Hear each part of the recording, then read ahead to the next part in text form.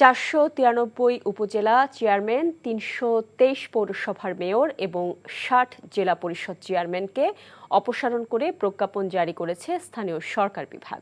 পাশাপাশি এসব পদে প্রশাসক নিয়োগ দেওয়া হয়েছে।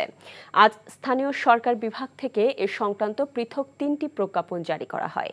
এর আগে 16 আগস্ট সরকারি এক তথ্য বিবরণীতে জানানো হয়, বিশেষ পরিস্থিতিতে অত্যাবশ্যক বিবেচনা করলে সরকার জনস্বার্থে কোনো সিটি কর্পোরেশন ও পৌরসভার মেয়র এবং কাউন্সিলরকে অপসারণ করতে পারবে।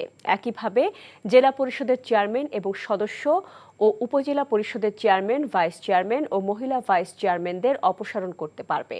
আর শূন্য পদগুলোতে প্রশাসক নিয়োগ দিতে পারবে সরকার। এমন বিধান রেখে সংশোধিত স্থানীয় সরকার অধ্যাদেশ 2024-এর খসড়া অনুমোদন করেছে অন্তর্বর্তী সরকারের উপদেষ্টা পরিষদ। পরদিন 17 আগস্ট এ সংক্রান্ত অধ্যাদেশ জারি করেন রাষ্ট্রপতি।